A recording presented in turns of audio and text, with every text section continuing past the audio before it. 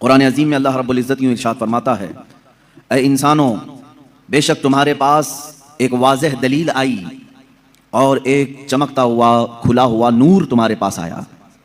ये वाज़ेह दलील क्या है और ये रोशन नूर क्या है?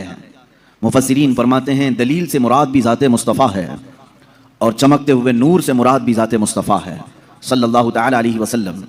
दलील कहते हैं किसी के जहन में मौजूद शक व शुबह को दूर करने वाली चीज़। अब वो जब नबियों के साथ आती है तो उसी को मौजज़ा कहते हैं।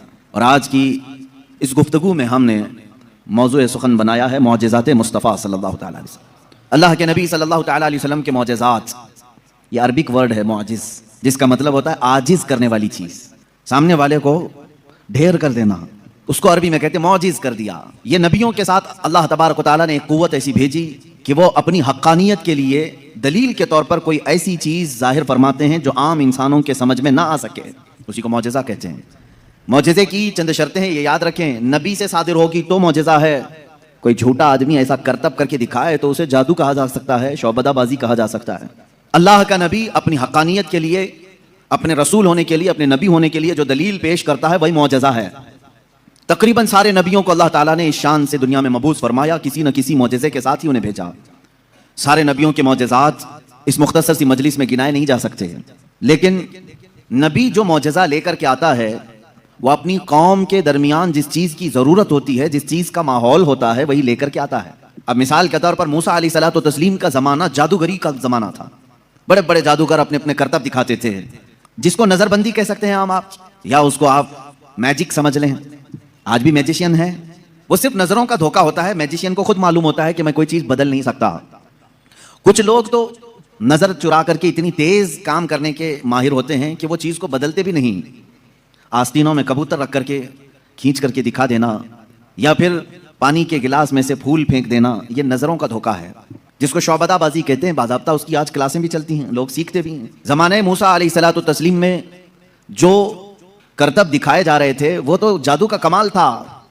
ये वो ज़माना था जब लोग जादू करते थे और बहुत सारी चीज़ों को बदल करके दिखा देते थे। इसीलिए फ़िरौन ने मूसा अलैहिस्सलाम के मुकाबले के लिए जादूगरों को ही बुलाया था, इसका मुकाबला करो। और जादूगरों ने मूसा अलैहिस्सलाम के सामने जो चीज़ पेश की वो छोटी छोटी रस्सियों को ज़मीन पर फेंक कर सांप बना करके दिखाया। सब सांप बन करके ज़मीनों पर दौड़ रहे थे। अल्लाह ताला ने मूसा अलैहिस्सलाम को उस ज़माने का जो मौजज़ा अता किया था वो आपका असा है। जब वो ज़मीन पर डालते तो अज़दहा सांप बन जाता था, फिर अगर उसे पकड़ लेते तो फिर लकड़ी हो जाता।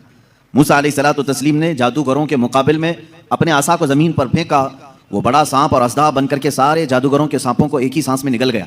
अब उस सांप की हैबत ऐसी थी कि वहाँ जो मौजूद थे जादूगर, उन्होंने कहा आमन्ना बिरब्बि मूसा व हारून, हम सब मूसा और हारून के रब पर ईमान ले आए। दूसरा जादू तो अब उन्हें दिखाना भी नहीं था, सीधे वो ईमान की बात कर गए। तो नबी जो है अपने मौजज़े से सामने वालों का आजिज़ कर देता है। इसमें वाकई में आपने समझा कुछ? अगर ये आम लोगों के पास दिखाया जाता तो जाहिर सी बात है हम समझ लेते कि हाँ, आम आदमियों को इस तरह करके दिखाएंगे तो उनके जहनों पर हुकूमत तारी हो जाएगी। लेकिन मूसा अलैहिस्सलाम ने उन लोगों को आजिज़ किया था जो ऑलरेडी जादूगर थे, वो जानते थे चीज़ों को बदलना, तो वो आजिज़ कैसे हो गए? एक बार जिंदगी में मूसा अलैहिस्सलाम की लकड़ी को सांप बनते हुए देखकर वो अपनी पुरानी सारी चीज़ें छोड़कर ईमान लाने पर कैसे तैयार हो गए? उनको चाहिए था कि एक और दूसरा जादू ट्राई करते। मेरे अजीज़ों, मालूम यहाँ ये होता है कि जादू जो है वो नज़रों का धोखा होता है। जो जादूगर रस्सियों को सांप बनाए थे उन्हें मालूम था कि हकीकत में रस्सी है, उस जादूगर को रस्सी दिखती थी, अवाम को सांप नजर आता था। जादूगर को वो चीज़ हकीकत में वही दिखती है जो होती है, लेकिन लोगों को बदल करके दिखती है। जादूगरों को ये मालूम होता है। लेकिन मूसा अलैहिस्सलाम ने जो लकड़ी जमीन पर डाली थी वो जादूगरों की नजर में भी लकड़ी नहीं दिख रही थी, वो हकीकत में सांप बनी हुई थी। ये मौजज़े और जादू में फर्क है। जादू जो है नजरों का धोखा हो सकता है और मौजज़ा हकीकत को तब्दील कर देता है, हकीकत को बदल दिया जाता है। ईसा अलैहिस्सलाम को अल्लाह रब्बुल इज़्ज़त ने जो मौजज़ा अता फरमाया, मुर्दों को जिंदा करना। आप मिट्टी के परिंदे बनाते थे, परिंदे उसमें फूंक मारते थे तो वो उड़ने लग जाते थे। मादरजाद अंधे, पैदाइशी जो अंधे या कोढ़ की बीमारी या सफ़ेद दाग वाले हों, उनके जिस्म पर आप हाथ रख देते, वो शिफायाब हो जाते हैं, वो सही हो जाते थे। और ये बात इधर उधर की किताबों से नहीं, अल्लाह की किताब से है। अल्लाह रब्बुल इज़्ज़त ने कुरान पाक में खुद इरशाद फरमाया, ईसा अलैहिस्सलाम का कौल है, व उब्रिउल अकमह वल अबरस व उह्यिल मौता बिइज़्निल्लाह, मैं अंधों को सही कर देता हूँ, कोढ़ियों को सही कर देता हूँ और मुर्दों को जिंदा कर देता हूँ अल्लाह के हुक्म से। ईसा अलैहिस्सलाम, अगर ईसा अलैहिस्सलाम से ये सारे काम सादिर हों तो यहाँ कोई शिरक का फतवा नहीं लगा था कि गैरुल्लाह से ऐसे काम नहीं हो सकते। नबी भी तो गैरुल्लाह हैं। यही बात अगर हम सुल्तान बगदाद के बारे में कहें तो ये कहते हैं ये कहानियां हैं इनकी। मेरे अजीजों, क्या रसूल पाक सल्लल्लाहु अलैहि वसल्लम ने नहीं फरमाया मेरी उम्मत के औलिया बनी इसराइल के अंबिया की तरह हैं? बनी इसराइल के अंबिया जिस तरह से मौजज़ात दिखाते थे, उम्मत मुस्तफ़ा के औलिया अपनी करामात दिखाते हैं। करामत हक है। ईसा अलैहिस्सलातु तस्लीम का ये मौजज़ा था। दीगर अंबिया इकराम अलैहिस्सलाम को बहुत सारे मौजज़े दिए, जैसे हज़रत दाऊद अलैहिस्सलाम, उनके हाथ में लोहा आता तो नरम हो जाता था। वो लोहे को अपने हाथ से जैसी शक्ल चाहते थे बना देते थे। लोहे का लिबास बनाते, लोहे की टोपियां बनाते, लोहे की चीज़ें बनाते, लेकिन लोहे को उन्हें आग में तपाने की ज़रूरत नहीं पेश आती। तो अपने हाथ में जैसे हम आटे को बना सकते हैं, इस तरह से वो लोहे को बना सकते थे। ये अल्लाह के नबी दाऊद अलैहिस्सलाम का मौजज़ा था। हज़रत सुलेमान अलैहिस्सलाम का मौजज़ा ये कि आपको सारे परिंदों की बोलियां सिखाई गई थी, जिन्नात की और सारे तकरीबन मखलूक़ात की बोलियां आपको सिखा दी गई थी। और दूसरी चीज़ आपको मौजज़े में ये दिया गया कि सुलेमान अलैहिस्सलाम जिस तरफ चाहते हवा उस तरफ चलती। फसख्खरना लहु रिह, अल्लाह फरमा रहा है हमने हवा को उनके लिए ताबे बना दिया था, उनके मुसख्खर कर दिया था। फिर इतना ही नहीं, आज से तकरीबन 4000 साल पहले सुलेमान अलैहिस्सलाम ने अपने तख्त को हवा में उड़ाया है। ये एरोप्लेन का ज़माना नहीं था, वो टेक्नोलॉजी का दौर नहीं था, लेकिन सुलेमान अलैहिस्सलाम के हुक्म से तख्त हवा में उड़ता और जिस तरफ आप चाहते उसी तरफ आपको वो सफ़र भी कराता। यह आपका मौजज़ा था। जिन्नात पर आपको हुकूमत दी गई थी। हज़रत दाऊद अलैहिस्सलाम, हज़रत सुलेमान अलैहिस्सलाम, हज़रत मूसा अलैहिस्सलाम, हज़रत ईसा अलैहिस्सलाम, इनके ये मुख्तसर मौजज़ात मैंने आपके सामने रखे। तकरीबन और अंबिया इकराम अलैहिस्सलाम को मौजज़े दिए गए। हज़रत सालेह अलैहिस्सलाम को एक मौजज़ा ऊँटनी की शक्ल में दिया गया था, इसलिए कि उस ज़माने के लोग जिस चीज़ के कायल नहीं थे उसी चीज़ को मौजज़ा बना करके भेजा गया है। यानी ईसा अलैहिस्सलाम के ज़माने में लोग ये कहते थे मरने के बाद दोबारा जिंदा नहीं हो सकते। ईसा अलैहिस्सलाम को वही मौजज़ा देकर भेजा अल्लाह ने, मुर्दों को जिंदा तुम करके दिखाओ। जब नबी करके दिखा सकते हैं तो अल्लाह दोबारा कैसे नहीं जिंदा करेगा। सालेह अलैहिस्सलाम के ज़माने में लोग इस बात के इनकारी थे कि बगैर बाप के कोई बेटा हो नहीं सकता, बगैर बाप के कोई बेटा पैदा नहीं हो सकता। आदम अलैहिस्सलाम कैसे आ गए दुनिया में, ऐसा कैसे हो सकता है। सालेह अलैहिस्सलाम को अल्लाह ताला ने हुक्म फरमाया तुम अपनी कौम को ले जाओ एक पहाड़ के पत्थर से कहो कि इसमें से ऊँट पैदा करके दें। हज़रत सालेह अलैहिस्सलाम ने उस पत्थर के पास खड़े होकर फरमाया तो पत्थर से एक ऊँटनी का बच्चा नमूदार हुआ। उस ऊँटनी का ना बाप है ना माँ है और अपनी बिरादरी से अपनी नस्ल से भी नहीं, बल्कि पत्थर एक जामिद चीज से ऊँट पैदा हुआ। उस ऊँटनी का जिक्र भी कुरान पाक में है। ये मौजज़े के तौर पर दिया गया था सालेह अलैहिस्सलातु तस्लीम को। अज़ीज़ान गिरामी वक़ार, उन अंबिया इकराम को उनके ज़मानों की जो ज़रूरियात थी, जो तकाज़े थे, वो मौजज़े दिए गए। और सैयदुल अंबिया मुहम्मद रसूलुल्लाह सल्लल्लाहु तआला अलैहि वसल्लम को उन तमाम अंबिया के जो मौजज़ात थे वो तन्हा हुजूर को अता किए गए। उसने यूसुफ दमे ईसा यदे बैज़ादारी आंचे खूबा हमा दारंद तू तन्हादारी। ए रसूल पाक, यूसुफ का हुस्न भी आपके पास है, ईसा का दम भी आपके पास है और मूसा का यदे बैज़ा भी आपके पास है। वो तमाम खूबियां जो रखते थे अंबिया, या रसूल अल्लाह, तन्हा आपकी जात में अल्लाह ने वो जमा किया। इमाम इश्क़ व मोहब्बत ने फरमाया जात हुई इंतखाब वस्फ हुए लाजवाब, जात हुई इंतखाब वस्फ हुए लाजवाब, नाम हुआ मुस्तफ़ा तुम पे करोड़ों दुरूद। एक जात है, हजारों वस्फ इसमें जमा किए अल्लाह ने, हजारों वस्फ जमा किए। अब मौजज़ात मैं शुरू करता हूं, इसलिए कि हमारा वक्त बहुत तेजी से चलता है और वक्त की सुइयां हमें काटते हुए चली जाती हैं। अल्लाह हमारे वक्त में बरकत अता फरमाए। इस बात को मैं महसूस करता हूं कि जब मीलाद मुस्तफ़ा हो, रसूल करीम सल्लल्लाहु तआला अलैहि वसल्लम के तज़किरे हों, आपको भी एहसास होता होगा, आपको भी एहसास होता होगा, मुझे खुद एहसास होता है। 1.5 घंटा 2 घंटा या जिस कदर भी यहाँ बैठे हैं, कब वक्त गुजर गया पता ही नहीं चला। महफिल ख़त्म होती है तो हम घड़ियां देखते हैं, क्या हम इतनी देर तक बैठे रहे, पहलू में दर्द भी नहीं हुआ, पीठ में कमर में कोई कसक भी नहीं आई, इसमें इतना लगाव कैसे रहा। अज़ीज़ान गिरामी वक़ार, इससे बाज़ उलमा ने यह मसला अख़ज़ किया कि जब मोहब्बत करने वाला मुहिब अपने महबूब के तज़किरे में रहता है तो उसे वक्त का अंदाज़ा नहीं होता। इसीलिए लोगों ने कहा क़यामत का दिन अगरचे 50,000 साल का हो, अगरचे 50,000 साल का हो, लेकिन जो लिवाउल हम्द के नीचे आ गया वो मेरे मुस्तफ़ा की शान बयान कर रहा होगा। यहां तक कि क़यामत का ये 50,000 साल का जो एक दिन है, रिवायात में बताया गया है, आशिकाने मुस्तफ़ा को ऐसा लगेगा जैसे बिजली चमकी और खत्म हो गई। लोग कहते हैं क़यामत आई भी और चली भी गई। वो लंबा दिन उनके लिए भारी होगा जो गुस्ताखी रसूल में अपने पेट मरोड़ते रहते हैं, उनके लिए भारी होगा जिनके सीने रसूलुल्लाह की मोहब्बत से मुनव्वर नहीं है। अज़ीज़ान गिरामी वक़ार, यही बात तो कब्र में भी है। यही बात, बाज लोगों को दफन किया जाता है, तज़किरा सुने और जी लगा करके सुने। मेरे आका की महफिल में बैठे हैं तो सुस्ती और काहिली नहीं, बल्कि इसके आदाब हैं। आप वजू से बैठे, हमतन गोश होकर बैठे, हल्की सी भी सुस्ती आए तो अपने आप को कोसें कि नहीं, मैं मुस्तफ़ा करीम की मीलाद में बैठा हूं, मेरे आका के तज़किरे में बैठा हूं। बाज लोगों को दफन किया जाता है। कब्र की जिंदगी मालूम है कितनी सख्त होती है। कहा गया वहां का 1 मिनट 1 साल के बराबर हो सकता है। मुर्दे पर वक्त ही नहीं गुजरता, वक्त ही नहीं जाता, वो रोज इंतजार करता है, रोज इंतजार करता है। लेकिन बाज मैयतें वो हैं जिन पर वक्त बहुत तेजी से गुजर जाता है, यहां तक कि कयामत का सूर फूंका जाता है, कब्रें खोली जाती हैं, लोगों को उठाया जाता है, तो बाज मुर्दे ये कह करके उठते हैं, बारे इलाहा इतनी जल्दी कयामत आ गई, कल ही तो मेरे घर वालों ने दफन किया था, आज मैं मैदान महशर में जमा हो गया, जबकि वो 500 साल सो चुके होंगे, 1000 साल सो चुके होंगे। फर्क क्यों? बाज मुर्दों पर वक्त नहीं बीतता, बाज लोगों पर वक्त तेजी से चला जाता है। वजह यह है कि जिसकी कब्र में जलवे मुस्तफा नजर आ जाए, मेरे आका सल्लल्लाहु तआला अलैहि वसल्लम उसकी कब्र में आ जाएं और वो जलवे जहां आरा को देखने में मसरूफ हो, तो कयामत का सूर फूंक दिया जाएगा, वो उन्हीं जलवों में मस्त हो चुका होगा और उसे वक्त का एहसास नहीं होगा। ऐ अल्लाह हमें उस जमात में शामिल फरमा। अब हम मौजज़ात मुस्तफ़ा सल्लल्लाहु तआला अलैहि वसल्लम की तरफ चलते हैं। अल्लाह के नबी सल्लल्लाहु तआला अलैहि वसल्लम को मेरे मौला ने जो मौजज़े दिए थे वो अलग अलग हैं, हिस्सी मौजज़े, मानवी मौजज़े। आप सल्लल्लाहु तआला अलैहि वसल्लम का सबसे बड़ा मौजज़ा क्या है, मैं उसको आखिर में अर्ज करता हूं, लेकिन एक बात याद रखें, हुजूर की पूरी जिंदगी मौजज़ा है, सब पूरी जिंदगी मौजज़ा है। आपके जो बयानात हैं वो हदीसें वो मौजज़ा हैं। हुजूर पाक सल्लल्लाहु तआला अलैहि वसल्लम का चलना फिरना उठना बैठना सब मौजज़े की शक्ल में है, इसलिए कि इस तरह की चीजें आम आदमी कर नहीं सकता। जो ये दावा करे कि मैं हुजूर के बराबर हो सकता हूं, माज़अल्लाह रब्बिल आलमीन, उसको आज हमारा बयान जरूर सुनना होगा। मौजज़ात मुस्तफ़ा सल्लल्लाहु तआला, एक एक चीज हुजूर सल्लल्लाहु तआला अलैहि वसल्लम की जिंदगी पूरी कायनात को आज भी चैलेंज कर रही है, आजिज करके रखी है। तू कौन सी खेती से निकलकर बराबरी का दावा करता है? हुजूर अकरम सल्लल्लाहु तआला अलैहि वसल्लम की ज़ात सुतूदा सिफात, अल्लाह के नबी सल्लल्लाहु तआला अलैहि वसल्लम के बचपन की बात लेते हैं, आज पैदा हुए, मिलाद मुक़द्दस है, और जमाने रसूल सल्लल्लाहु तआला अलैहि वसल्लम में यानी विलादत के जमाने में मक्का का माहौल था कि बच्चे परवरिश के लिए दायाओं के पास दे दिए जाते थे। वजह यह थी कि बच्चा शहर की गहमा गहमी से दूर रहे, उसकी जुबान महफूज रहे। देहात वालों की जुबानें वहां अच्छी होती थी, अरबी, और शहर में होता यह था कि हर जगह के लोग मक्का में आते थे, मिक्स ना हो जाए, तो मक्का वाले खास तौर पर अपने बच्चों की जुबान की हिफाजत के लिए शुरू के चंद दिन किसी दाया के पास रखते थे। रसूल करीम सल्लल्लाहु तआला अलैहि वसल्लम जब पैदा हुए, ये वही जमाना है जब बनु साद कबीले की दाया औरतें हैं। एक कबीला है जिस कबीले की सारी खवातीन बच्चों को पालती थीं और 2 साल के बाद ले जाती तो भारी मुआवजा मिलता था, उजरत मिलती थी, वो पैसों पर दूध पिलाती थी। इसी एतबार से बनु साद कबीले की खवातीन मक्का में आई। उन्हीं खवातीन में एक हलीमा सादिया भी हैं। वो कहती हैं, जब मक्का पहुंचे मेरी ऊँटनी लंगड़ी थी, जिसकी वजह से मैं ताखीर से पहुंची। सारी औरतें मक्का में जो 9 मौलूद बच्चे थे सबके पास गईं और उनसे भावताव किया, मुआवजा तय किया और बच्चे ले ली। हजरत हलीमा सादिया कहती हैं, मैं ताखीर से पहुंची, तकरीबन बच्चे जा चुके थे, एक बच्चा बाकी था, वो आमिना का दुर्रे यतीम था। मैं वहां आई, मैंने देखा और उसके बाद पूछा कौन है इस बच्चे का सरपरस्त। कहा बच्चे की विलादत से 6 माह पहले ही इसके वालिद का विसाल हो चुका है। हलीमा कहती है मैं छोड़कर बाहर चली आई। मैं निकल आई कि बाप है नहीं बच्चे का, मैं अगर दूध पिला भी दूं 2 साल के बाद मुझे उजरत देगा कौन, कौन मुआवजा देगा? वो कहती है फिर पूरा मक्का छान मारी, लेकिन अब कोई बच्चा नहीं मिला। शाम हो गई थी, शोहर साथ में था।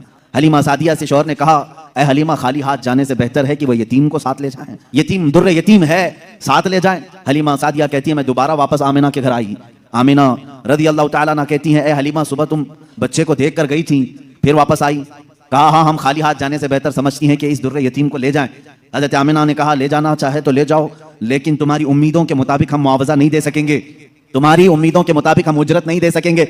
आमिना ने कहा, हलीमा सादिया ने कहा ठीक है, अब खाली हाथ न जाने का हमने अहद किया है, बच्चे को ले लेते हैं। हलीमा सादिया उस वक्त तक बच्चे को अपने गोद उठाई नहीं थी, सिर्फ देख करके गई थी। गोद में जब लिया, हलीमा सादिया कहती है मेरी पेशानी से लेकर तलवों तक ठंडक पहुंच गई थी।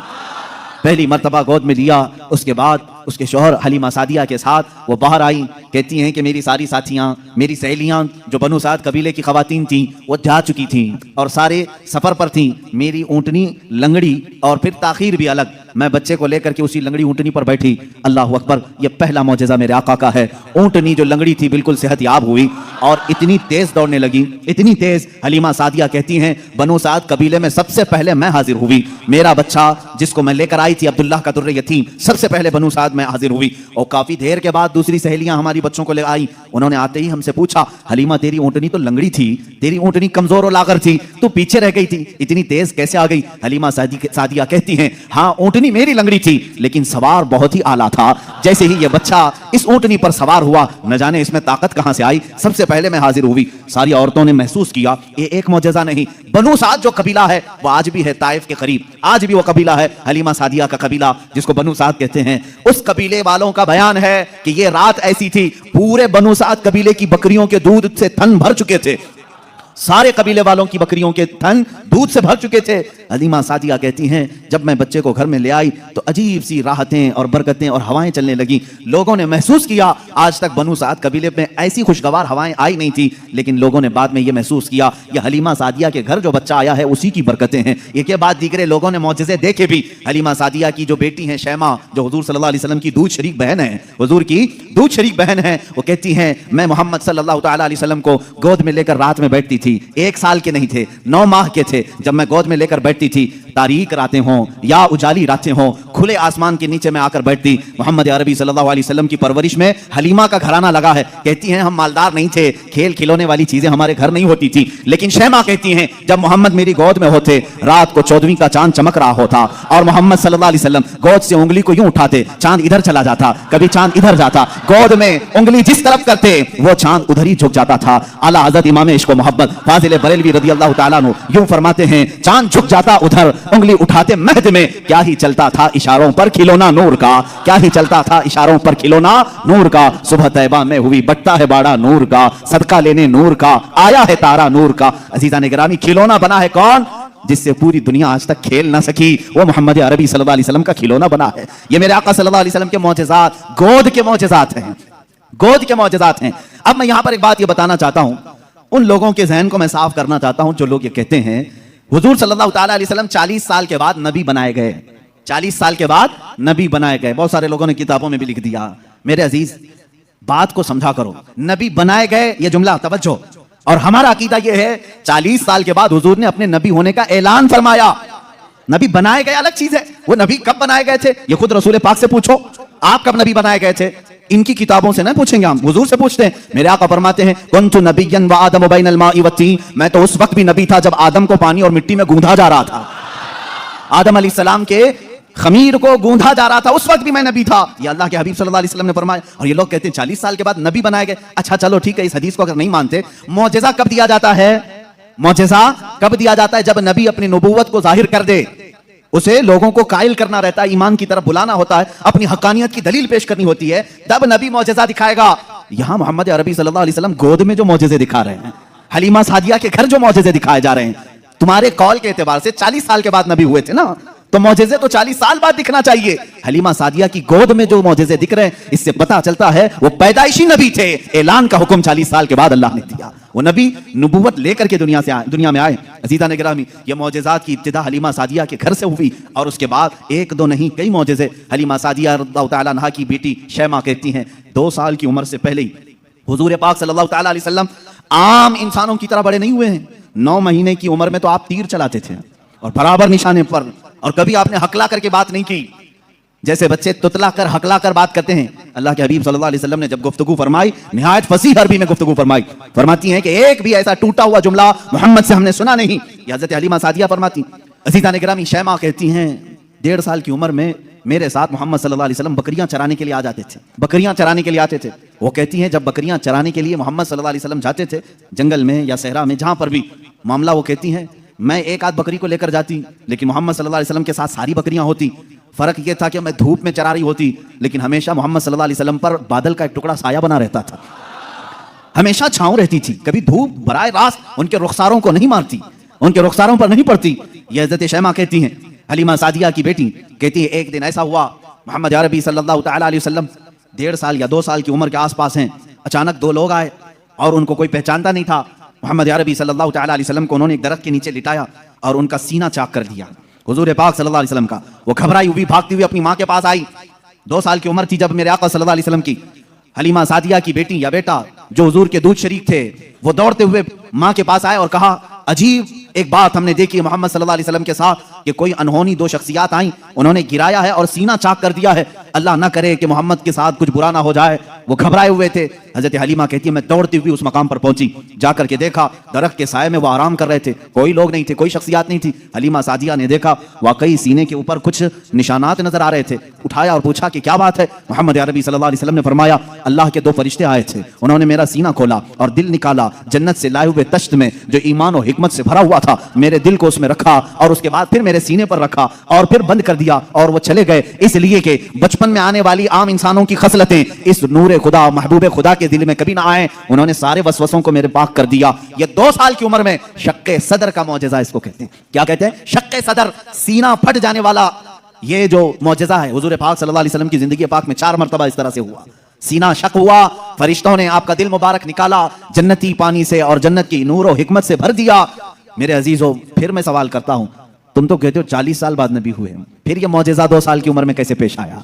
मौजज़ा नबूवत के बाद मिलना चाहिए। नबी होने वाला अपनी नबूवत की दलील के लिए लोगों के सामने मौजज़ा पेश करता है। ये तो मैंने बचपन के वो हालात बताए। मेरे आका सल्लल्लाहु ताला अलैहि वसल्लम के इन हालात को देखकर हलीमा सादिया घबरा गई और फिर वापस वो मक्का लेकर के आई। अल्लाह के हबीब सल्लल्लाहु ताला अलैहि वसल्लम हज़रत आमिना के घर रहे। यहाँ के जो आपकी जिंदगी पाक के अय्याम हैं वो फिर अगले किसी मौजू पर मैं अर्ज करूंगा। आज मौजज़ात मुस्तफ़ा हमारा मौजू सुखन है। अल्लाह के नबी सल्लल्लाहु ताला अलैहि वसल्लम के कमालात और मौजज़ात बयान से बाहर हैं, बयान से बाहर है। किस चीज में आपने मौजज़ा नहीं दिखाया?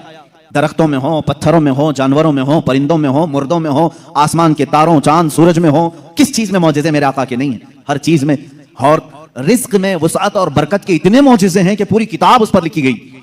रिस्क में बरकत और वुसअत, अल्लाह के नबी सल्लल्लाहु ताला अलैहि वसल्लम ने जिस चीज को तनावुल फरमाया और किसी को दे दिया वो खत्म ही नहीं होती। यह मौजज़ा एक बार नहीं, कई बार पेश आया, कई बार पेश आया। हजरत उमर फारूक रज़ियल्लाहु ताला अन्हु फरमाते हैं, एक बार 440 लोग आए, 440 लोग हुजूर सल्लल्लाहु ताला अलैहि वसल्लम के पास आकर के उन्होंने कहा हमारी मेहमान नवाजी करें। रसूल करीम सल्लल्लाहु ताला अलैहि वसल्लम ने फरमाया उमर इनको खिलाओ। हजरत उमर ने कहा आका मेरे पास एक ही आदमी का खाना है, एक आदमी, ये 440 हैं। रसूल करीम सल्लल्लाहु ताला अलैहि वसल्लम ने एक खजूर उन्हें दी और फरमाया जाओ जितना खाना है उसी में से खिलाओ। हजरत उमर कहते हैं मैं ले गया, 440 लोग खाते रहे, मेरा खाना खत्म ही नहीं हुआ। वो खाकर चले भी गए, मेरा घर पूरा खा लिया, फिर भी खाना बाकी रहा। ये रिस्क में बरकत और वुसअत के एक नहीं बेशुमार मौजज़े हैं मेरे आका के। सुलह हुदैबिया के मौके पर मक्का मुकर्रमा जा रहे थे उम्रा की नीयत से। हुजूर अकरम सल्लल्लाहु ताला अलैहि वसल्लम, मक्का वालों ने बीच रास्ते में रोक लिया था और उसके बाद एक वक्त ऐसा आया कि लोगों के पास पानी खत्म हो गया, पानी नहीं था और एक कुआं करीब में था, वो भी सूख चुका था। वो कुआं आज भी मक्का में मौजूद है, हमने उसकी ज़ियारत की। आप इन सऊदियों ने 4 साल पहले शायद एक कंपनी को ठेके में दे दिया और उस कंपनी के अंडर अब वो कुआं है, अभी उसे खत्म नहीं किया गया। तकरीबन 14 सदियों पुराना कुआं आज भी मौजूद है। वो सूखा हुआ, बिल्कुल सूख चुका था। हुजूर पाक सल्लल्लाहु ताला अलैहि वसल्लम ने कुल्ली फरमाई और कहा उस कुएं में डाल दो। सहाबा कहते हैं हमने उस कुएं में पानी डाल दिया, थोड़ा सा कुल्ली का पानी था, कुआं लबालब भर गया। पानी से इतना भरा कि जितने लोग थे सबों ने उस कुएं से पानी पिया भी, वजू भी किया, जिसे गुस्ल की हाजत थी गुस्ल किया, अपने जानवरों को भी पिलाया। एक सहाबी से पूछा गया आप लोग कितने थे उस वक्त? वो कहते हम 1400 लोग थे, लेकिन मेरा यकीन है कि अगर 1 लाख होते तो भी पानी कम ना पड़ता। और उसके बाद वो कुआं कभी सूखा नहीं, आज भी पानी उसमें मौजूद है। और एक कुआं बीरे शिफा जिसको कहते हैं, उसके मुतालिक मैंने ये सुना है कि वो निहायत ही खारी पानी, कड़वा पानी, जानवर भी नहीं पीते थे। अल्लाह के नबी सल्लल्लाहु ताला अलैहि वसल्लम बदर से वापसी के मौके पर उसमें अपना लुआब पाक डाला, वो पानी आज भी मीठा है, आज भी मीठा है। इन सऊदियों ने उसमें सीमेंट भर दिया, डामर डाल दिया, तारकोल डाला, केमिकल डाला, उनके एतबार से ये शिरक है। ये सब सुन्नी लोग आते हैं तबर्रुक समझ करके इस पानी को निकालते हैं, इसकी कोई असल नहीं, इसकी कोई सनद नहीं, इसका कोई सबूत नहीं। और इस गुस्से में उन्होंने कुएं में हर चीज डाली, लेकिन पानी भी बड़ा जिद्दी है, हर चीज को निकल करके फिर बाहर आता है। सारी चीजें खत्म होती हैं। अभी अभी 6 महीने पहले के सफर में भी पानी पी करके आए, उन्होंने वहां पहरेदार लगाए। आज भी पता नहीं बुग़्ज़ किस बात का है, बुग़्ज़ किस चीज का है। तुम्हें सिनेमा थिएटरों से तकलीफ नहीं हुई, बीरे शिफा से इतनी तकलीफ? तुम्हें बीच खोलने में शर्म हया नहीं आई? मुस्तफ़ा करीम सल्लल्लाहु ताला अलैहि वसल्लम के उशाक और मोहब्बत करने वाले अगर तारीख की किसी चीज को दिल और जान से यकीन के साथ अमल करते हैं और उन्हें शिफा भी मिलती है, तो इनके पेट में दर्द क्यों होता है? हैरत की बात है। अजीज़ान गिरामी वक़ार, एक बात, एक फार्मूला तो मुझे समझ में आता है, हर आदमी अपने बड़ों की रविश पर चलता है, हर आदमी अपने आकाओं को जरूर खुश करता है। अल्हम्दुलिल्लाह हम उन तबर्रुकात पर मर मिटते हैं, जान देते हैं, इसलिए कि हमारे आकाओं का तबर्रुक है। और ये हर उस चीज को मिटाने की कोशिश करते हैं इसलिए कि ये भी अपने आकाओं की नस्ल में से हैं। यहूदी हमेशा चाहते थे कि नाम मुस्तफ़ा मिटा दिया जाए, हमेशा चाहते थे। तौरात में खुरच खुरच करके नाम निकाले इन्होंने, लेकिन आला हज़रत फाजिल बरेलवी रज़ियल्लाहु ताला अन्हु ने ये फरमाया, तू घटाए से किसी के ना घटा है ना घटे, जब बढ़ाए तुझे अल्लाह ताला तेरा, मिट गए मिटते हैं मिट जाएंगे आदा तेरे, ना मिटा है ना मिटेगा कभी चर्चा तेरा। हुजूर पाक सल्लल्लाहु ताला अलैहि वसल्लम की कोई चीज तुम तारीख से नहीं मिटा सकोगे। बहरहाल रिस्क में बरकत और वुसाअत के बेशुमार मौजज़ात हैं। एक बार तो कमाल की बात है, मकाम ज़ूरा पर हुजूर पाक सल्लल्लाहु ताला अलैहि वसल्लम तशरीफ फरमाए। यहाँ सहाबा कहते हैं हमारे पास पानी फिर खत्म हो गया, पानी कुछ भी नहीं था, ना कुआं करीब में था, कुआं था तो कुल्ली फरमाई, कुएं का पानी बाहर आया। हजरत मूसा अलैहिस्सलाम का मौजज़ा याद होगा आपको, आपने लकड़ी से पत्थर पर मारा एक मरतबा, 12 चश्मे बाहर निकले। कुरान पाक में है। कुरान ने फरमाया फनफजरत मिन हुस्नता अशरत आइना, 12 चश्मे पानी के निकले थे, और इसलिए कि उनकी उम्मत में 12 कबीले थे, 12 कबीलों के लिए 12 चश्मे निकल गए। किस चीज से मूसा अलैहिस्सलाम ने मारा? अपने असा से। किस पे मारा? पत्थर पे। पत्थर से 12 चश्मे निकले। मुस्तफ़ा करीम सल्लल्लाहु ताला अलैहि वसल्लम सफर में, सहाबा तशरीफ लाए, शिकायत की पानी की। अल्लाह अल्लाह, मैं यहाँ पर अकीदे पर कुर्बान जाऊं सहाबा के, उनसे क्यों नहीं कहते पानी बरसाना, पानी देना अल्लाह का काम है। वो सहाबा हुजूर के पास बार बार क्यों आ जाते थे? खाना नहीं है तो हुजूर के पास, पानी नहीं है तो हुजूर के पास, बीमारी है तो हुजूर के पास। इसलिए कि उन्हीं सहाबा का अकीदा बरेली के इमाम ने लिया है, जिनका कहना था शाफियो नाफी हो तुम, वाफियो काफी हो तुम, दर्द को कर दो दवा, तुम पे करोड़ों दुरूद, आंख अता कीजिए उसमें जिया दीजिए, जलवा करीब आ गया तुम पे करोड़ों दुरूद। वो मांगने के लिए आते थे मेरे आका सल्लल्लाहु अलैहि वसल्लम की बारगाह में, और जिन्होंने कहा रसूलुल्लाह से मांगना हराम है, माज़अल्लाह रब्बिल आलमीन, उनको अल्लाह ताला ने ऐसों का मोहताज बनाया, दर दर की ठोकरें खाते हुए आज भी जलील खार है। इसीलिए मेरे इमाम ने कहा है, जो तेरे दर से यार फिरते हैं, दर बदर यूं ही खार फिरते हैं, दर बदर यूं ही खार फिरते हैं। हमें फक्र है इस बात पर, हम मोहताज हैं तो मदीने के ताजदार के रसूल करीम सल्लल्लाहु ताला अलैहि वसल्लम से मांगेंगे। इसलिए मांगते हैं कि रब है मोती ये है कासिम, रिज़्क़ उसका है खिलाते ये हैं, रिज़्क़ उसका है खिलाते ये हैं। हम खालिक समझकर, हम रसूलुल्लाह को राज़िक समझकर नहीं जा रहे हैं, बल्कि वो रज़्ज़ाक़े हकीकी के नायब हैं। इसीलिए आला हज़रत फाज़िल बरेलवी ने फरमाया है कि रब है मोती ये है कासिम, रिज़्क़ उसका है खिलाते ये हैं। बखुदा खुदा का यही है दर, नहीं और कोई मफर मखर, जो वहां से हो यहीं आके हो, जो यहां नहीं तो वहां नहीं। ये आला हज़रत ने फरमाया। बहरहाल रसूल करीम सल्लल्लाहु ताला अलैहि वसल्लम के पास अब सहाबा आए पानी की शिकायत लेकर के। पानी यहां पर भी नहीं है। हुजूर पाक सल्लल्लाहु अलैहि वसल्लम ने फरमाया कुआं भी करीब नहीं, तालाब भी करीब नहीं, पत्थर भी करीब नहीं। एक सहाबी से कहा कि बर्तन कुछ है तुम्हारे पास? कहा एक बर्तन में इतना पानी है कि या तो पी सकता हूं या तो वजू कर सकता हूं। हुजूर पाक सल्लल्लाहु अलैहि वसल्लम ने फरमाया वही ले आओ। बर्तन को करीब रखा और अपना दस्ते मुबारक उसमें रखा। सहाबा फरमाते हैं हर उंगली पाक से पानी के चश्मे जारी थे, जैसे फव्वारे निकलते हैं, फाउंटेन जिस तरह होते हैं, हुजूर पाक सल्लल्लाहु ताला अलैहि वसल्लम की उंगलियों से चश्मे निकलने लगे। फिर इमाम अहले सुन्नत फाजिल बरेलवी फरमाते हैं उंगलियां हैं फैज पर, टूटे हैं प्यासे झूम कर, उंगलियां हैं फैज पर, टूटे हैं प्यासे झूम कर, नदियां पंजाब रहमत की हैं जारी। वाह वाह, पंजाब रहमत की। पंजाब रहमत का मतलब, पंजाब जो हमारा है इसको इसलिए पंजाब कहते हैं, 5 नदियां हैं वहां पर। मेरे आका सल्लल्लाहु ताला अलैहि वसल्लम के सिर्फ दस्ते मुकद्दसा में रहमत के पंजाब थे। 5 उंगलियों से 5 चश्मे निकले। और उस वक्त सहाबा फरमाते हैं हम तकरीबन 300 लोगों ने उससे वजू भी किया, पानी भी पिया, जानवरों को भी पिलाया। किस पानी से? उंगलियों से निकले हुए पानी। अब मैं पूछता हूं मेरे अजीजों, ये है मौजिज़ा जिसको खर्क़े आदत कहते हैं, जो अकल में ना आए, अकल में ना आए। हाँ एक बात तो समझ में आती, मूसा अलैहिस्सलाम ने लकड़ी मारी थी पत्थर पर और पत्थर से 12 चश्मे निकले, मौजिज़ा वो भी था। लेकिन हमने दुनिया में बहुत सारे फाल्स देखे हैं जो पत्थरों से ही निकलते हैं। नहीं देखा आपने? पहाड़ों से पानी का निकलना आम सी बात है, लेकिन नूरे मुस्तफा मोहम्मद अरबी सल्लल्लाहु अलैहि वसल्लम का मौजिज़ा तो ये है, दुनिया ने आज तक ना सुना होगा ना देखा होगा। पत्थरों से निकलने वाला पानी तो देखा है, उंगलियों से निकलने वाला पानी सिर्फ ताजदार मदीना के यहाँ है। ये मेरे आका सल्लल्लाहु अलैहि वसल्लम का मौजिज़ा, कमाल का मौजिज़ा था।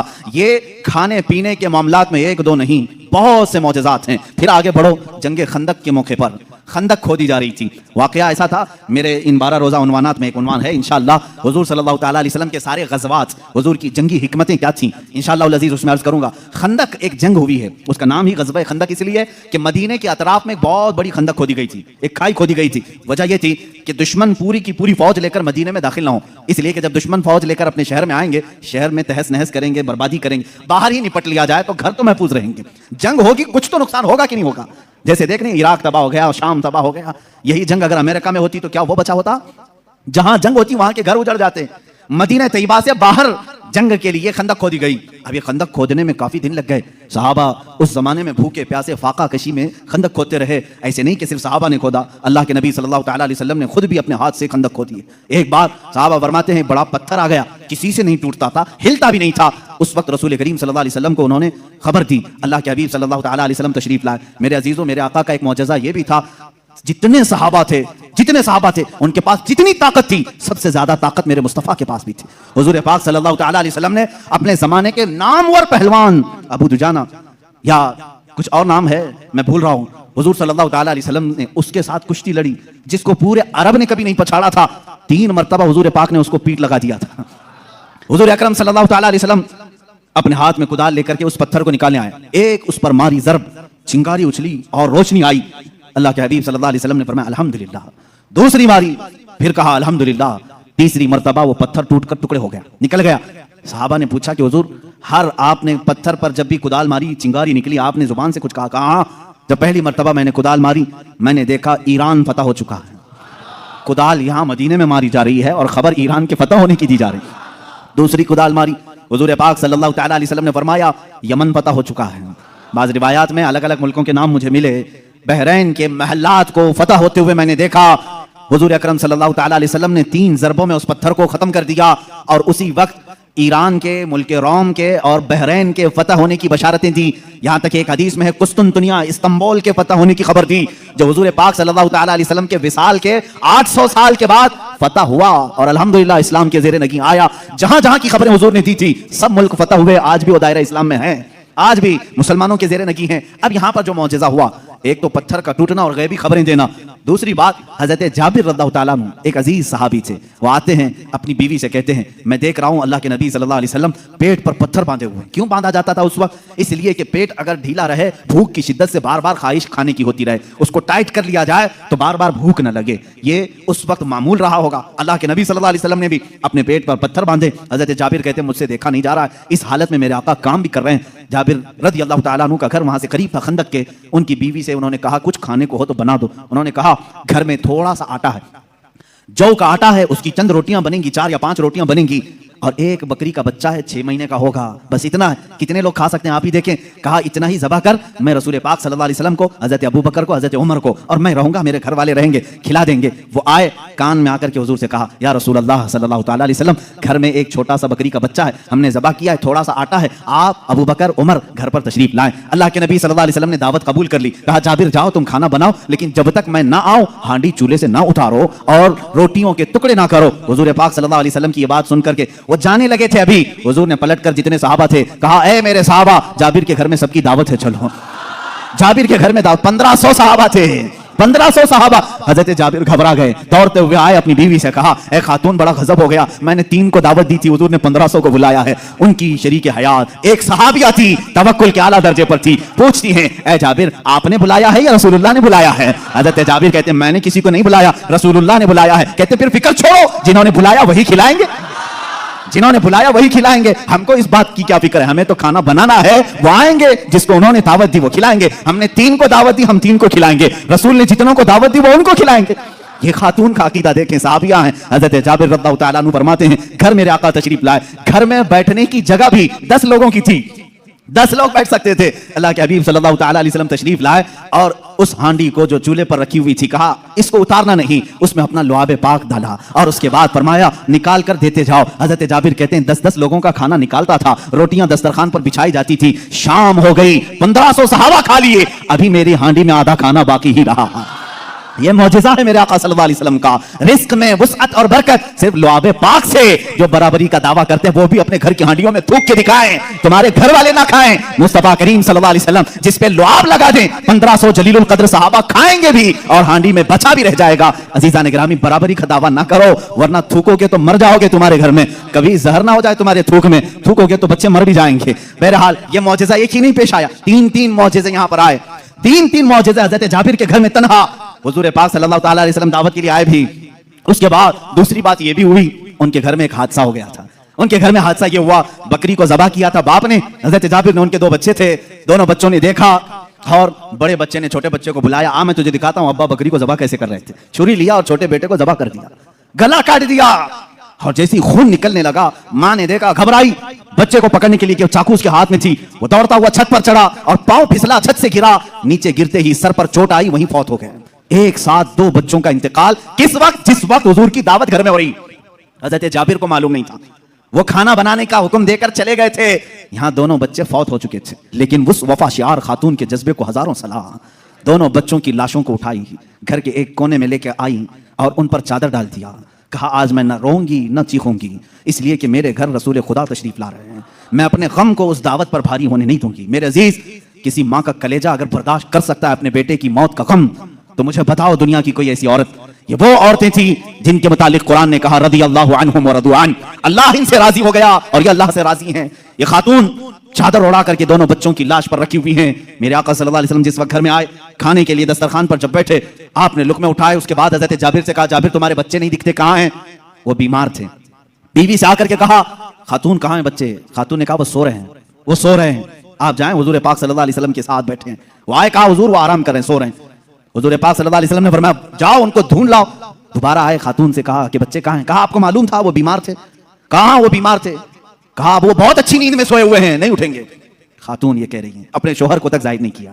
हजरत जाबिर दोबारा तीसरी बार मेरे आका सल्लल्लाहु अलैहि वसल्लम ने फरमाया जाबिर मुझे अल्लाह का हुक्म है कि मैं तेरे बेटों के साथ खाऊं। हुजूर पाक सल्लल्लाहु अलैहि वसल्लम दस्तरखान से उठ गए, खाना रखा हुआ था, अंदर खुद चल करके आए, खुद पूछा कि कहां सो रहे हैं, मुझे भी दिखा दो।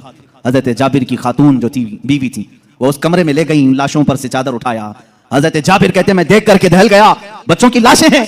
अल्लाह के नबी सल्लल्लाहु अलैहि वसल्लम करीब गए, दोनों बच्चों के हाथों को पकड़ा और कहा बहुत देर से हम तुम्हारे इंतजार में, उठो दस्तरखान बिछा है। दोनों बच्चे अपने कपड़े झाड़ते हुए खड़े हो गए। मूसा ईसा अलैहिस्सलाम के मुर्दों को जिंदा करने का मौजज़ा तुमने सुना होगा। नबी रहमत सल्लल्लाहु ताला अलैहि वसल्लम अपने गुलामों के घर में जो फौज शुदा शहजादे थे उन्हें जिंदा भी किया और अपने दस्तरखान पर बिठाया भी। और ये बच्चे सिर्फ थोड़ी देर के लिए जिंदा नहीं हुए थे, फिर एक लंबी जिंदगी इन्होंने गुजारी मेरे आका की सोहबत में, और हदीसें भी रिवायत की हैं। ये हुजूर अकरम सल्लल्लाहु अलैहि वसल्लम का मौजज़ा, दो मौजज़े एक ही घर में। तीसरा मौजज़ा ये है, ये रहमत आलम सल्लल्लाहु ताला अलैहि वसल्लम जिस घर पर जाएं उस घर के रहमो करम की बातें ना पूछो, वहां बरकत ही बरकत है। पूरा खाना खाकर जब सहाबा चले जा रहे थे, सारी हड्डियों को जमा किया। मेरे आका सल्लल्लाहु अलैहि वसल्लम ने फरमाया वही बकरी का 6 माह का बच्चा था। अल्लाह के नबी सल्लल्लाहु अलैहि वसल्लम ने कहा ए बकरी खड़ी हो जा। बकरी अपना कान झाड़ते हुए खड़ी हो गई। हजरत जाबिर को उनकी बकरी वापस दी गई। अजीज़ान गिरामी, ये मुस्तफ़ा करीम सल्लल्लाहु ताला अलैहि वसल्लम के नाज हैं और उनके अंदाज हैं। जिस घर में गए सारों को खिलाया भी, और खिलाने वाले के बच्चों को भी जिंदा किया, बकरी को भी जिंदा किया। तुम्हारा माल तुम्हें दे दिया गया और सबको खिला भी दिया गया। रिस्क में वुसअत व बरकत के एक दो नहीं बेशुमार मौजज़े हैं अल्लाह के नबी सल्लल्लाहु ताला अलैहि वसल्लम के। मेरे अजीजों, इनके अलावा जो मौजज़ात बड़े हैं, जिसको शक्कुल कमर का मौजज़ा कहा गया है और रद्दे शम्स का मौजज़ा कहा गया है। शक्कुल कमर चांद के टुकड़े कर देना, रद्दे शम्स सूरज को फेर देना, ये बड़े मौजज़ात में से है जिनके तज़किरे अहादीस की किताबों में है और सही अहादीस में मौजूद है। मक्का मुकर्रमा में भी जादूगर थे, लोग जादू समझते थे। उस वक्त अल्लाह के नबी सल्लल्लाहु ताला अलैहि वसल्लम से कई लोगों ने जिन जिन मौजज़ात का सवाल किया, हुजूर पाक ने वो उन्हें करके दिखाया। एक अरबी शख्स, एक देहाती आया और उसने कहा ऐ मोहम्मद या नबी सल्लल्लाहु ताला अलैहि वसल्लम, मैं आपको अल्लाह का रसूल कैसे मान लूं? मेरी अकल है, आप किसी उस्ताद के पास नहीं गए, मैंने कभी आपके मुतालिक सुना नहीं कि कोई उस्ताद आपको पढ़ाया, फिर भी आपके जुबान से जो अल्फाज निकलते हैं वो कमाल के हैं। बहरहाल मैं आपको अल्लाह का रसूल कैसे तस्लीम करूं? हुजूर पाक सल्लल्लाहु ताला अलैहि वसल्लम ने उससे पूछा कि क्या मैं तुझे ये सामने वाले दरख्त से कहलवा दूं कि मैं अल्लाह का रसूल हूं, तू मान लेगा? उसने कहा हाँ मान लूंगा, दरख्त भला बात भी कर सकता है। हुजूर पाक सल्लल्लाहु अलैहि वसल्लम ने फरमाया जा उस दरख्त से कह दे अल्लाह के रसूल बुला रहे हैं। हुजूर ने नहीं बुलाया, उस देहाती से कहा, ये बात तवज्जो चाहता हूं, इस नुक्ते को समझो। हुजूर हुक्म दे दरख्त आ जाना चाहिए ना। हुजूर ने फरमाया उस देहाती से जो देखने आया था, जा तू खुद बोल कि अल्लाह के रसूल बुला रहे हैं। वो गया देहाती, दरख्त को मुखातिब करके कहा ऐ दरख्त तुझे अल्लाह के रसूल बुला रहे हैं। हदीस पाक में वो दरख्त अपने जड़ों समेत बाहर आया, काफी बड़ा दरख्त है और झूमते हुए जैसे पिंडलियों पर इंसान चलता है, बारगाह मुस्तफा में आया और ऐसे झुका जैसे इंसान रुकू में झुकता है। और उसके बाद उस दरख्त से आवाज आने लगी अशहदु अन्नका रसूलुल्लाह, गवाही देता हूं कि आप अल्लाह के रसूल हैं। अल्लाह के नबी सल्लल्लाहु अलैहि वसल्लम ने फरमाया दरख्त तो अपने मकाम पर वापस चला जा। वो दरख्त फिर वहीं चला गया जहां था वहीं। आज भी मक्का मुकर्रमा में उस दरख्त की जगह पर एक मस्जिद बनाई गई है। ये तुर्कियों की बदौलत बनी थी, वहाबियों की बदौलत नहीं। उस मस्जिद को मस्जिद शजरा कहते हैं, दरख्त वाली मस्जिद। उस देहाती ने बाद में कहा ऐ अल्लाह के रसूल, जब दरख्त आपको अल्लाह का रसूल मानते हैं और सजदा करते हैं, उनसे ज्यादा हक तो इंसानों का है। मैं सजदा करूं आपको, मैं अल्लाह का रसूल मानूं? अल्लाह के नबी ने फरमाया अल्लाह ने अपने अलावा किसी और के लिए सजदा हलाल नहीं किया, सजदा सिर्फ अल्लाह का होगा। हाँ, उसने कलमा तैयबा पढ़ा और ईमान लाया। मैं यहां बताना चाहता हूं मौजज़ा वो है रसूल जो कह दे वो हो जाए, लेकिन यहां तो रसूल ने दरख्त को नहीं कहा, इस देहाती ने जाकर कहा, वो भी अभी ईमान नहीं लाया था, ईमान लाने से पहले जाकर कहा ऐ दरख्त तुझे रसूल बुला रहे हैं। पता चला रसूल का गुलाम जो होता है, रसूल से जिसकी निस्बत हो जाए, जिसका कनेक्शन मजबूत हो जाए, वो भी अगर मखलूकात को हुक्म दे दे तो उसके हुक्म की वो पाबंदी करते नजर आते हैं, उसके हुक्म की पाबंदी करते नजर। दरख्त से पूछते अगर तुम ऐ दरख्त क्या तू एक देहाती की बात मानकर अपनी जमीन की जड़ों से निकल आया? ये देहाती भला है कौन, तो इसकी बात कैसे मान लिया? तो दरख्त तुम्हें अपने आलम अरवाह में गालिबन ये जवाब दे दे। वो कहेगा नादान, तू ये ना देख कि वो देहाती मुझे बुलाने आया था, ये देख वो किसके हुक्म से आया था, जिसका हुक्म था उसके हुक्म पर मैं बजा लाने के लिए इस अमल को किया। अज़ीज़ान गिरामी वक़ार, ये दरख्तों के मौजज़े ये ऐसे नहीं हैं कि सिर्फ हम लोगों ने लिखे हैं। तारीख औराक आज इस बात के शाहिद हैं कि मक्का के कुफार और मुशरिकीन भी इन मौजज़ात को देखते रहे। इन मौजज़ात को उन्होंने देखा, दरख्त का निकल करके आना, हिरन का बात करना हुजूर से, ऊंट का बात करना, भेड़िए का गुफ्तगू करना, ये मक्का वालों ने सुना भी है। फसी अरबी जुबान में एक भेड़िया गुफ्तगू कर रहा था मक्का में। एक आदमी ने, मक्के वाले ने देखा भेड़िया गुफ्तगू कर रहा है अरबी में, उसका शिकार इसने छीन लिया था। उसने कहा अल्लाह ने जो मुझे रिस्क दिया तूने छीन लिया। इसने पलट करके कहा क्या जानवर भी अरबी बोलते हैं? उस भेड़िए ने जवाब क्या दिया सुनिए। उस भेड़िया का जवाब, वो आशिक रसूल होगा। उसने कहा ए नादान, जानवर का बात करना इतने ताज्जुब की बात नहीं, इससे बड़े ताज्जुब की बात तो यह है अल्लाह का सबसे मुकद्दस रसूल मक्का में है और तू ईमान नहीं लाता। इससे बड़ा ताज्जुब यह है। इसी से समझ में आता है कि जानवर भी ये जानते हैं कि अल्लाह के रसूल सबसे आला व अफजल हैं, अशरफ और अकलमल है। अजीज़ान गिरामी वक़ात, एक बार अबू जहल ने प्रोपेगेंडा फैलाया कि आओ देखते हैं मोहम्मद की बहुत सल्लल्लाहु अलैहि वसल्लम। बहुत सारे लोग कायल हो गए, ये जो कुछ भी दिखाते हैं जमीनों पर दिखाते हैं। खत लिख करके यमन के एक बहुत मुअज़्ज़ज़ शख्स जिनको हबीब यमनी कहते हैं बुलाया। अबू जहल की अच्छी दोस्ती थी, तिजारत की साथीदारी रही होगी। हबीब यमनी को कहा हमारे यहाँ एक ऐसा शख्स निकला है जो ऐसे ऐसे दावे कर रहा है, आओ। उस हबीब ने कहा मैं तो अपनी आंखों से आकर के देखूंगा, अगर वो जादूगर है तो मैं समझ जाऊंगा कि वो कैसे जादू करता है, मुझे भी थोड़ा इल्म है। वो शख्स हबीब यमन से निकल करके मक्का आया। अबू जहल ने सारे लोगों को जमा किया, मोहम्मद अरबी सल्लल्लाहु अलैहि वसल्लम के पास आए और कहा अगर आप अल्लाह के रसूल हैं और आप जो कुछ दिखाते ये मौजज़ा है, तो अब हमें जमीनी मौजज़ा, जमीनी करतब की जरूरत नहीं। इसलिए कि मक्का वालों का यह अकीदा था जादूगर जो भी दिखा सकता है वो जमीन पे, आसमान पे नहीं दिखाएगा। आसमान पे जादू नहीं चलता। आज भी कोई जादूगर आसमान पे जादू करके दिखाए नहीं चलेगा। उन्होंने कहा जमीन की बहुत सारी चीजें देखी, आसमान पे कुछ दिखाओ। ये 14वीं का चांद उस रात चमक रहा था। हुजूर पाक सल्लल्लाहु अलैहि वसल्लम ने फरमाया कि अगर मैं इस चांद को 2 टुकड़ों में तब्दील कर दूं तो उस शख्स ने कहा हबीब जो यमन से आया, तब तो हम आपको अल्लाह का रसूल मान लेंगे अगर आपका हुक्म आसमानों पर भी चलता है। हुजूर पाक सल्लल्लाहु अलैहि वसल्लम जबल अबू कुबैस, एक पहाड़ी है मक्का में, उसके नीचे खड़े थे, सारा मजमा था। अल्लाह के नबी सल्लल्लाहु अलैहि वसल्लम ने चांद की तरफ यूं इशारा फरमाया। अचानक चांद शक हुआ, एक टुकड़ा पहाड़ के इस तरफ, दूसरा टुकड़ा पहाड़ के उस तरफ नजर आ रहा था। ये ऐसा नहीं कि करतब दिखाने वाले यूं तोड़कर यूं बिठा दें। अल्लाह के हबीब सल्लल्लाहु अलैहि वसल्लम ने जो शक्कुल कमर का मौजज़ा दिखाया वो आधी रात तक टुकड़ों में ही रहा। मिनट 2 मिनट 5 मिनट नहीं, आधी रात तक टुकड़ों में रहा। और ये बात सिर्फ मक्का वालों ने नहीं, जादू हो तो सामने वालों को दिखे। मियां अब तो कमाल आसमान पर हुआ है। चांद एक शहर में तुलू नहीं होता, पूरी दुनिया में तुलू होता है, पूरी दुनिया में। अब मैं आपको बताऊं चंद तारीखी बातें। हिंदुस्तान की सरजमीन पर भी चांद के टुकड़े होते हुए देखा था। राजा चिरमन जो कासरगोड केरला के रहने वाले, आज भी उस राजा का फोर्ट मौजूद है। वहां से उसने चांद के 2 टुकड़े हुए देखा और उसने इस रात को नोट करके रख लिया कि फला फला रात चांद के 2 टुकड़े होते हुए मैंने देखा है। फिर जब हजरत मालिक बिन दीनार तशरीफ लाए, हिंदुस्तान आए और उनके कमालात को देख करके उसने कहा एक रहस्य है, एक मुअम्मा है जो हल नहीं होता। मैंने एक रात चांद के 2 टुकड़े होते हुए देखा है। हजरत मालिक बिन दीनार ने कहा वो मेरे आका की उंगलियों की बरकत थी।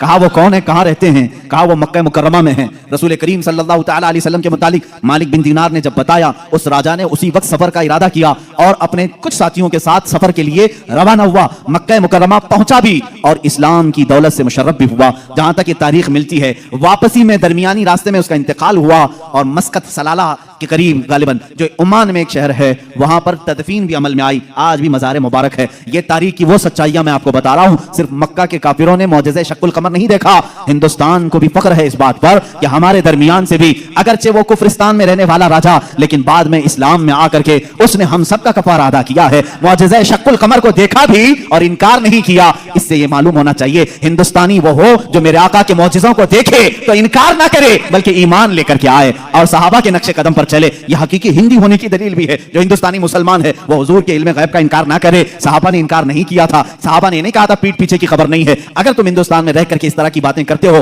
तो मैं कहता हूं देशद्रोही तो असल यही है। सबसे पहले अज़ीज़ान गिरामी वक़ार, आप रसूल करीम सल्लल्लाहु अलैहि वसल्लम के मौजज़े शक्कुल कमर को जो होते हुए हबीब यमनी ने सामने देखा। अच्छा, और एक दूसरी तारीख, चीन में, चाइना में आज भी एक जगह है, एक मस्जिद है जहां पर इबारत तहरीर लिखी हुई है। हमारे पास उसकी एक तस्वीर लाई थी और जिन लोगों ने वहां विजिट किया है उन्होंने भी बताया कि वहां पर तारीख लिखी हुई है चाइना में कि आज की वो रात है कि यहाँ के इलाके वालों ने आसमान पर चांद के 2 टुकड़े होते हुए देखा है। जबकि चाइना में इस्लाम कहां आया था? उस वक्त कोई इस्लाम और ईमान वाला नहीं था। उसके बावजूद लोगों ने जो देखा वो दीवार पर लिखा हुआ है। ये तारीख की सच्चाइयां हैं और इसका इनकार कुफ्र है। इसलिए कि शक्कुल कमर का मौजज़ा खुद कुरान बयान कर रहा है। इक़्तरबति साअतु वंशक़्क़ल क़मर, क़यामत करीब आ जाएगी तो चांद फट जाएगा। इसकी तफसीर में फरमाया चांद खुद से नहीं, हुजूर पाक की उंगलियों के इशारे से फटा है। ये मौजज़ा। और उसके बाद हुजूर पाक सल्लल्लाहु अलैहि वसल्लम के इस मौजज़े को देख करके हबीब यमनी ने कहा अच्छा ये तो हमने देख लिया, लेकिन अल्लाह का रसूल वो है। देखें अब ये अकीदा है, असल अकीदा। काफिर भी अकीदा ये रखते थे रसूल वो होता है जो गैब की खबरें देता है, गैब की खबरें देता है। उसने ये अपनी शिकायत नहीं की, कहा मेरे दिल में एक बात है जो चुभ रही है, क्या आप बता सकते हैं? कौन कहा? हबीब यमनी ने। हुजूर पाक सल्लल्लाहु अलैहि वसल्लम ने फरमाया, हाँ तेरे दिल में ये बात है कि तेरी एक बेटी अपाहिज है, लंगड़ी है और कमजोर है, और उसके जिस्म में कमजोरियां हैं पैदाइशी तौर पर, तुझे हमेशा उसका दुख सताता है, काश वो बच्ची सही हो जाए। हबीब यमनी ने कहा बिल्कुल मेरे दिल की बात आपने बताई, और कलमा तैयबा पढ़ा। कलमा तैयबा नहीं पढ़ा, कहा कि मैं आपको फिर से मुलाकात करता हूं, फिर से मुलाकात करता हूं। अबू जहल बहुत बहकाने की कोशिश करता रहा। हबीब जो है यमन के सफर पर चला गया, वापस गया, इसी शशोपंज में था कि आखिर कोई शख्स मेरे घर की बात कैसे बता सकता है। मोहम्मद सल्लल्लाहु अलैहि वसल्लम यमन कभी इधर आए नहीं, मेरे घर में माजूर लड़की होने कैसे पता। वो यमन इसी शशोपंज में घर आया, दरवाजा खोला तो देखा उसकी बेटी भली चंगी चलती हुई आ रही, और क्या कह रही है, ला इलाहा इल्लल्लाह मुहम्मदुर रसूलुल्लाह।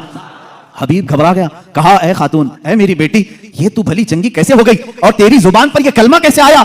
वो कहती है आज से चंद रोज कबल मैं रात के वक्त आराम कर रही थी बिस्तर पर, दर्द शिद्दत का था, इसी असना में मैंने घर की दीवार पर, घर के दरवाजे से एक नूरानी शक्ल के बुजुर्ग को आते हुए देखा। कहा वो कैसे थे? कहा उनकी आंखें ऐसी थी गुलाबी रंगत वाले चेहरे के, जिनकी भवें मिली हुई थी, जुल्फें कंधों तक लटक रही थी, अमामे का शिमला इस तरह था, पूरा हुलिया मेरे आका का वो बताने लगी। कहा उन्होंने आकर के मुझ पर दम किया और मेरा जिस्म सही सलामत हो गया, और उन्होंने कहा ऐ बच्ची तू ये कलमा क्यों नहीं पढ़ती, अनकरीब तेरा बाप भी पढ़ेगा। मैंने कलमा पढ़ लिया। वो कहता है हबीब यमनी, ऐ खातून तू मुझसे पहले पहुंच गई, अब मैं घर में नहीं वापस मक्का जाता हूं। वापस आया और दारे इस्लाम में दाखिल हुआ। अबू जहल को कोसने लगा और कहा ऐ जालिम, तूने जादूगर कह करके बुलाया था, मोहम्मद के मुतालिक क्या क्या प्रोपेगेंडा फैलाया था। और अबू जहल से कहा बात तो अच्छी ही है तेरी, तूने जादू दिखाने के लिए बुलाया था, लेकिन मैं तो ईमान का सरिश्तकार हो गया, मैं ईमान के पैखर में ढल गया। अल्लाह का एहसान है मेरे अजीजों, ये मेरे आका सल्लल्लाहु अलैहि वसल्लम का एक मौजिजा दिखाने के लिए लोगों ने कहा 3-3 मौजिजे उस वक्त दिखाए, चांद के टुकड़े भी किए, उसकी बेटी के घर में उसको सेहत भी दिया, और फिर उसको ईमान की दौलत से भी नवाजा।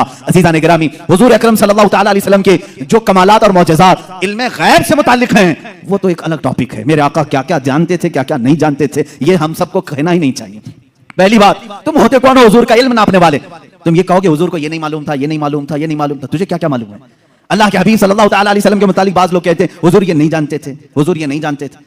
जालिमों जरा अपने इल्म की खैर मनाओ, अपने ईमान की खैर मनाओ कि अल्लाह के नबी सल्लल्लाहु अलैहि वसल्लम को कुरान कह रहा है वअल्लमका मा लम तकुन तअलम, ऐ रसूल हमने आपको वो सब सिखा दिया जो आप नहीं जानते थे। अब अल्लाह ने क्या क्या सिखाया पहले अल्लाह से पूछ के आओ, ऐ रब तू अपने नबी को क्या क्या सिखाया है? अल्लाह रब्बुल इज्जत जाने और उसका रसूल जाने कि वो क्या सिखाया और इन्होंने क्या सीखा है। बहरहाल हुजूर अकरम सल्लल्लाहु अलैहि वसल्लम का एक और मौजज़ा मैं अर्ज करूं, उसके बाद मैं अपनी गुफ्तगू को समेटता हूं। चांद का शक होने का मौजज़ा। दुनिया में दो बड़ी चीजें हैं जो ताकतवर, एक चांद और एक सूरज। चांद तक पहुंचने के दावे तो किए नासा वालों ने, और सूरज पर पहुंचने की कोशिश कर रहे हैं, लेकिन जल रहे हैं, परेशान हो रहे हैं। लेकिन जाहिर सी बात है उसका जो वॉल्ट है वो तो तुम जला देगा। अभी पहुंचे नहीं है, चांद में पहुंचे थे या फिर फिल्म यहीं से बनाए थे, इस पर भी बहुत सारे डिबेट चल रहे हैं। बहुत सारे लोग, इन्हीं के लोग मानते भी नहीं, चांद पर तुम गए नहीं थे, फलां स्टूडियो में खड़े होकर के सब फोटो बना करके लाए हो। आज मेरी गुफ्तगू का यह हासिल नहीं है, आज मेरा वो टॉपिक नहीं है। वो पहुंचे थे कि नहीं पहुंचे थे उससे मेरे ईमान का ताल्लुक भी नहीं। हाँ, हमको इतना मालूम है कि मेरे आका सल्लल्लाहु अलैहि वसल्लम मक्का की जमीन पर खड़े होकर के भी इशारा कर दें तो चांद टुकड़े हो जाए। और साइंसदानों ने जो तहकीक की है चांद के मुतालिक, इंग्लैंड का एक साइंटिस्ट है, उसने कहा है चांद के मुतालिक जो हमारे पास फुटेज आए हैं, बहरहाल या जो कुछ भी, इससे ऐसा लगता है कि किसी जमाने में इसमें दरार पड़ी थी, इसमें कभी दरार पड़ी थी, कभी ये टूटा था, उनको मालूम नहीं तोड़ा किसने था।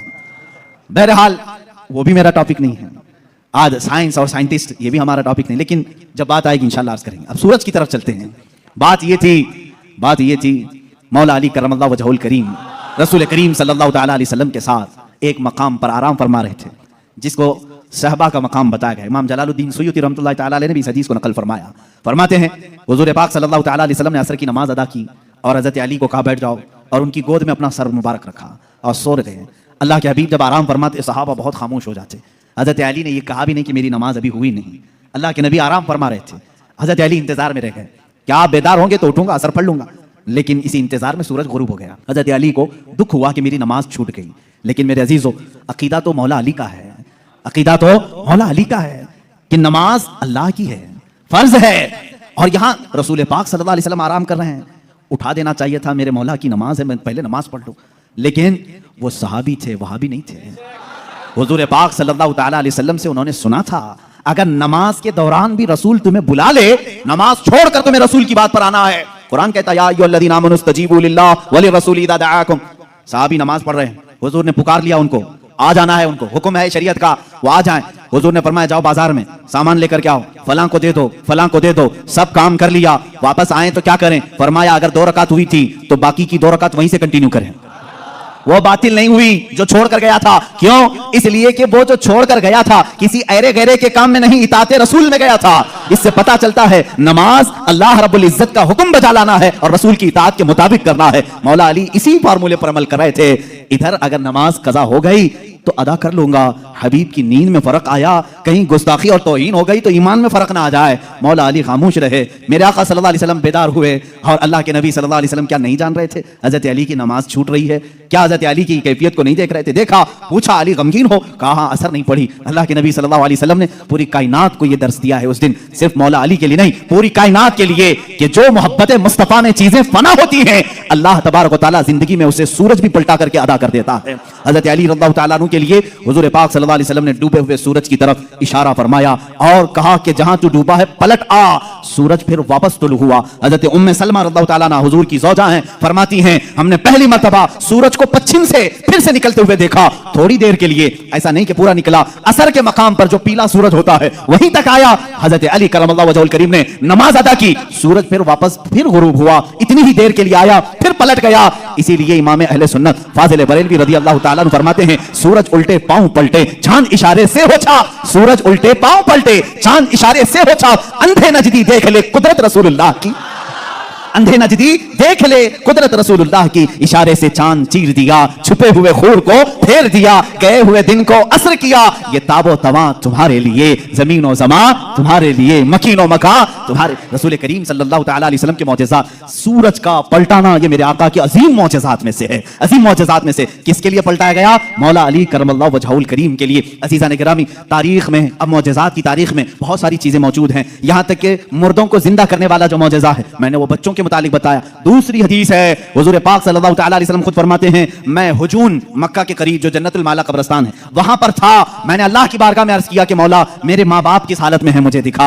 हजरत बीबी आमिना और हजरत अब्दुल्लाह के मुतालिक ये खबीस आज अंगुश्त नुमाई करते हैं, उन्हें काफिर कहते हैं, उन्हें मुशरिक कहते हैं। सुनो हदीस पाक, ये हदीस साबित है। इमाम जलालुद्दीन सुयूती रहमतुल्लाह तआला अलैह ने अपनी किताब में लिखा है अत-ताज़ीम वल मिन्ना फी अन्ना अबवाई रसूलिल्लाह सल्लल्लाहु अलैहि वसल्लम फिल जन्नह, किताब है उसमें हदीस भी है। फरमाते हैं मेरे आका सल्लल्लाहु अलैहि वसल्लम, मैंने अल्लाह से अर्ज की, अल्लाह ताला ने मेरी माँ आमिना, मेरे बाप अब्दुल्ला दोनों को मेरे सामने हाजिर किया। वो वफात पा चुके, सालों पहले वफात पाए, और उन दोनों को मेरे आका सल्लल्लाहु अलैहि वसल्लम के सामने हाजिर किया गया। हुजूर फरमाते हैं बीबी आमिना ने भी मेरा कलमा पढ़ा, हजरत अब्दुल्ला ने भी मेरा कलमा पढ़ा, और इसीलिए तो हम कहते हैं वो पाक हैं मेरे आका सल्लल्लाहु अलैहि वसल्लम, और पाकों से मुंतकिल होते हुए आए हैं। हुजूर अकरम सल्लल्लाहु तआला अलैहि वसल्लम के मुतालिक जो अकीदा रखेगा कि उनके आबा व अजदाद काफिर थे, तो मैं समझता हूं दुनिया में उससे बड़ा बदबख्त कौन है, उससे बड़ा ऐसा हिरमा नसीब जो हुजूर पाक के आबा व अजदाद पर तानाज़नी करता है। अज़ीज़ान गिरामी, हमें तो बरेली के इमाम ने यूं कहा है, तेरी नस्ल पाक में है बच्चा बच्चा नूर का, तू है ऐने नूर, तेरा सब घराना नूर का। हुजूर से लेकर आदम अलैहिस्सलाम तक का जो घराना है वो सब घराना नूर का है, और नूर कुफ्र में नहीं जा सकता। अज़ीज़ान गिरामी वक़ाल, ये मौजज़ात का बाब था, जितना भी बयान करूं वो कम है। अल्लाह के हबीब सल्लल्लाहु तआला अलैहि वसल्लम को रब तआला ने बेशुमार मौजज़े दिए। आखिरी बात जो शुरू में मैंने कहा था, और मौजज़े उस मकाम के लोगों ने देखा, उस जमाने के लोगों ने देखा। मूसा अलैहिस्सलाम का मौजज़ा उनकी कौम ने देखा, ईसा अलैहिस्सलाम का मौजज़ा उनकी कौम ने देखा, सारे नबियों के मौजज़े उनके उनके जमाने की कौमें देखती रही। मोहम्मद अरबी सल्लल्लाहु तआला अलैहि वसल्लम को अल्लाह ने एक मौजज़ा ऐसा दिया जो हम भी देख सकते हैं, क़यामत तक देख सकते हैं, क़यामत तक देख सकते हैं, और वो मौजज़ा है अल्लाह की किताब कुरान मुक़द्दसा। ये रसूल करीम सल्लल्लाहु अलैहि वसल्लम का मौजज़ा है जो काफिरों के सीनों पर आज भी चैलेंज बनकर के पुकार रही है। हिम्मत है तो लाओ इस तरह की एक किताब जिसमें अल्लाह रब्बुल इज्जत ने मौजज़ात के कमालात रखे हैं। बल्कि कुरान आज भी चैलेंज कर रहा है, ए अमेरिका, ए रूस की सुपर पावर, ए रशिया वालों, तुमने एटम बम बहुत बना लिए, मिसाइल पेट्रोल बहुत बना दिए, लाओ अल्लाह के कलाम के एक मिसल जिसको कुरान में मोतियों के तारों में जिस तरह बांधा गया है, जिसकी इब्तिदा सूरह फातिहा से होती है, जिसकी खत्म नास पर होती है। अल्लाह ने पूरी किताब लाने के लिए तो चैलेंज किया ही था, बाद में कम किया गया और कहा गया पूरी किताब नहीं ला सकते, 10 सूरतें ला करके दिखा दो, 10 सूरतें इस तरह ला कर दिखा दो। 10 सूरतें नहीं ला सके, फिर अल्लाह ने फरमाया चलो 10 आयतें ला के दिखा सको। है मेरे अजीजों, फख्र से कहो, ऐ मुसलमानों, आज भी जिंदा जावेद मौजज़ा रसूलुल्लाह का हमारे दरमियान मौजूद है, वो अल्लाह की किताब कुरान मुकद्दसा है। कोई अगर तुम्हारे हक्कानियत की दलील तुमसे पूछे, तुम्हारा मजहब हक है, क्या दलील है, उसके सामने कुरान पेश कर देना। कुरान 14 सदियों पहले आज के होने वाले वाकयात बयान कर रहा है। तेरे भी पास इसका कोई जवाब है तो ला करके दिखा दे, इसलिए कि रसूलुल्लाह का मौजज़ा है। दूसरा मेरी तरफ से चैलेंज है, सारे कंप्यूटर, सारे वेब, जितने भी इंटरनेट की दुनिया है, सारे हैकर जो इस जमाने में बड़ी बड़ी बैंकों को हैक करते हैं, सबसे मेरा चैलेंज है, आओ अल्लाह की किताब कुरान मुकद्दसा को हैक करके दिखाओ और एक आयत हैक करके दिखाओ। मैं मान लूंगा एक ज़बर हैक करके दिखाओ। नहीं कर सकोगे, तुमने दुनिया के बड़े बड़े पार्लियामेंट का डाटा चुराया होगा, अल्लाह के कलाम का एक ज़बर नहीं चुरा सकते। ये मेरा चैलेंज है, हैकर सब जमा हो जाओ, अल्लाह की किताब को हैक करके दिखाओ। इंशाअल्लाह अज़ीज़ सुबह क़यामत तक नहीं कर सकोगे। मुझ जैसे करोड़ों लोगों को अल्लाह ने पैदा किया, जिनके सीनों में अल्लाह ने ये कुरान महफूज किया है। अज़ीज़ा ने गिरामी वक़ार, ये मेरे मुस्तफ़ा का जिंदा जावेद मौजज़ा है। इसको सीने से लगाओ, इसको पढ़ो भी, इस पर अमल भी करो। मौला हमें दुनिया में कुरान के साथ रखे और साहिब कुरान की मोहब्बत के साथ रखे। जब कब्र में जाए तो मौला हमें कुरान के साथ कब्र में ले जाए और साहिब कुरान की ज़ियारत नसीब करे। जब हशर में मौला हमें उठाए तो कुरान के साथ उठाए और साहिब कुरान ताजदार मदीना की शफाअत नसीब फरमाए। व आखिरु दावाना अनिल हम्दुलिल्लाहि रब्बिल आलमीन।